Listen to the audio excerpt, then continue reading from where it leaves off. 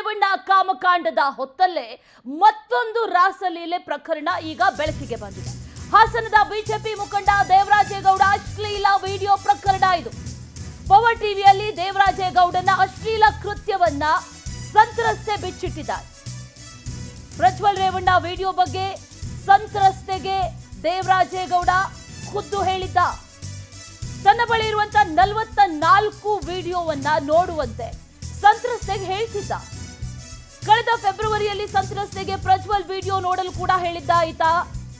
Election ಸಂದರ್ಭದಲ್ಲಿ Prajwal video release ಎಂದದ್ದ Devaraje Gowda.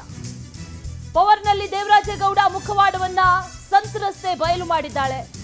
Devaraje Gowda ಸಂತ್ರಸ್ತ ಮಹಿಳೆಗೆ ವಿಡಿಯೋ ಕಾಲ್ ಕೂಡ ಮಾಡ್ತಾ ಇದ್ದ. ಇನ್ನು ಆ ವಿಡಿಯೋ ಕಾಲ್ ಸಂದರ್ಭದಲ್ಲಿನ ಸ್ಕ್ರೀನ್ ಶಾಟ್ ಜೊತೆಗೆ ಸಂತ್ರಸ್ತ ಮಹಿಳೆಯ ಜೊತೆಗೆ ಆಡಿದಂತ ಮಾತುಗಳ ಆಡಿಯೋ ಎಲ್ಲವೂ ಕೂಡ ಈಗ ಲಭ್ಯ ಆಗಿದೆ.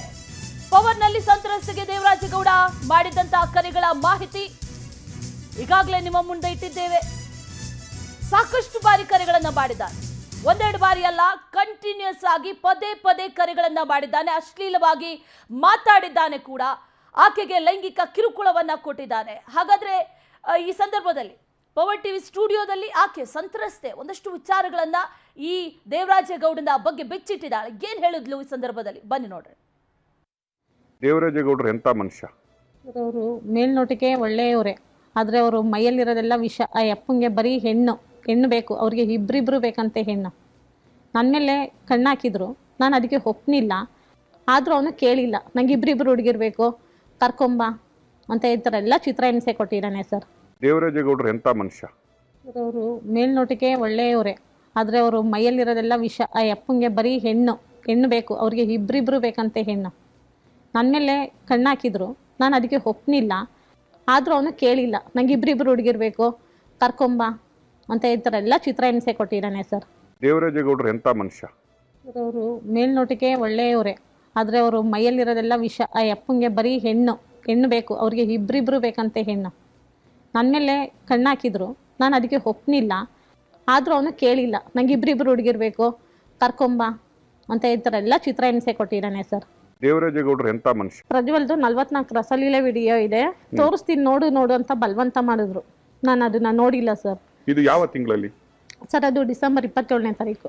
ಎಲೆಕ್ಷನ್ ಮೂಮೆಂಟಲ್ಲಿ ನಾನು ಅದನ್ನ ಆಡಿಯೋಗಳನ್ನೆಲ್ಲ ರಿಲೀಸ್ ಮಾಡ್ತೀನಿ, ಅವ್ರ ಕುಟುಂಬನ ಹಾಳು ಮಾಡ್ತೀನಿ ಅಂತೆಲ್ಲ ಹೇಳಿದ ಸರ್ ನನಗೆ. ಪ್ರಜ್ವಲ್ದು 44 ರಸಲೀಲೆ ವಿಡಿಯೋ ಇದೆ, ತೋರಿಸ್ತೀನಿ ನೋಡು ಅಂತ ಬಲವಂತ ಮಾಡಿದ್ರು. ನಾನು ಅದನ್ನ ನೋಡಿಲ್ಲ ಸರ್. ಇದು ಯಾವ ತಿಂಗಳಲ್ಲಿ ಸರ್? ಅದು ಡಿಸೆಂಬರ್ 27ನೇ ತಾರೀಕು. ಎಲೆಕ್ಷನ್ ಮೂಮೆಂಟಲ್ಲಿ ನಾನು ಅದನ್ನ ಆಡಿಯೋಗಳನ್ನೆಲ್ಲ ರಿಲೀಸ್ ಮಾಡ್ತೀನಿ, ಅವ್ರ ಕುಟುಂಬನ ಹಾಳು ಮಾಡ್ತೀನಿ ಅಂತೆಲ್ಲ ಹೇಳಿದ ಸರ್ ನನಗೆ. ಪ್ರಜ್ವಲ್ದು 44 ರಸಲೀಲೆ ವಿಡಿಯೋ ಇದೆ, ತೋರಿಸ್ತೀನಿ ನೋಡು ಅಂತ ಬಲವಂತ ಮಾಡಿದ್ರು. ನಾನು ಅದನ್ನ ನೋಡಿಲ್ಲ ಸರ್. ಇದು ಯಾವ ತಿಂಗಳಲ್ಲಿ ಸರ್? ಅದು ಡಿಸೆಂಬರ್ 27ನೇ ತಾರೀಕು. ಎಲೆಕ್ಷನ್ ಮೂಮೆಂಟಲ್ಲಿ ನಾನು ಅದನ್ನ ಆಡಿಯೋಗಳನ್ನೆಲ್ಲ ರಿಲೀಸ್ ಮಾಡ್ತೀನಿ, ಅವ್ರ ಕುಟುಂಬನ ಹಾಳು ಮಾಡ್ತೀನಿ ಅಂತೆಲ್ಲ ಹೇಳಿ. ಇದು ಸಂತ್ರಸ್ತೆ ಮಾತಾಡಿರೋದು.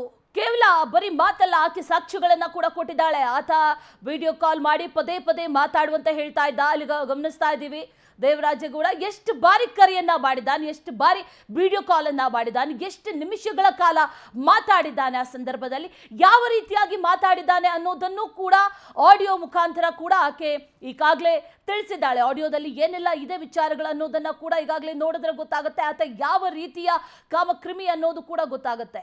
ಎಷ್ಟರ ಮಟ್ಟಿಗೆ ಬೇರೆಯವ್ರ ಬಗ್ಗೆ ಸಾಕಷ್ಟು ಮಾತುಗಳನ್ನ ಆಡ್ತಾ ಇದ್ರು ದೇವರಾಜೇಗೌಡರು. ಆದ್ರೆ ಈಗ ಇದಕ್ಕೆಲ್ಲ ಏನು ಉತ್ತರ ಕೊಡ್ತಾರೆ? ರೇವಣ್ಣ ಕಾಮಕಾಂಡವನ್ನ ಬಯಲಿಗೆ ಹೇಳಿದ್ರು. ನಾನು ಜೊತೆಗೆ ಪೆನ್ ಡ್ರೈವ್ ಅನ್ನ ಹಂಚಿದಂತ ಪ್ರಮುಖ ವಿಚಾರಗಳು ಕೂಡ ಈಗಾಗಲೇ ಇರೋದ್ರಿಂದ SIT ಇವ್ರಿಗೆ ನೋಟಿಸ್ ಕೊಟ್ಟಂತ ಸಂದರ್ಭದಲ್ಲೂ ಕೂಡ ನನ್ನನ್ನ ಟಾರ್ಗೆಟ್ ಮಾಡಲಾಗ್ತಾ ಇದೆ ಅನ್ನುವಂಥ ಮಾತನ್ನ ಕೂಡ ಹೇಳಿದ್ರು. ಈಗ ಇದಕ್ಕೇನು ಉತ್ತರ ಕೊಡ್ತಾರೆ? ಹಾಗಾದ್ರೆ ಈ ರೀತಿ ಮಾಡೋದಕ್ಕೆ ಅಥವಾ ವಿಡಿಯೋವನ್ನ ರಿಲೀಸ್ ಮಾಡೋದಕ್ಕೂ ಕೂಡ ಈ ಮೊದಲೇ ಪ್ಲಾನ್ ಕೂಡ ಮಾಡಿಕೊಳ್ಳಲಾಗಿತ್ತು ಅನ್ನೋದು ಈಗ ಆಕೆಯ ಹೇಳಿಕೆಯಿಂದ ಒಂದಷ್ಟು ಗೊತ್ತಾಗ್ತಾ ಇದೆ. ಕೇವಲ ಅಷ್ಟೇ ಅಲ್ಲ, ಅನೇಕ ಬಾರಿ ಕರೆಗಳನ್ನ ಮಾಡಿ ಇದೇ ರೀತಿಯಾಗಿ ಆಕೆಯನ್ನ ಪೀಡಿಸ್ತಾ ಇದ್ರು ಅನ್ನುವಂಥ ಮಾತನ್ನ ಕೂಡ ಸಂತ್ರಸ್ತೆ ಹೇಳ್ಕೊಂಡಿದ್ದಾರೆ.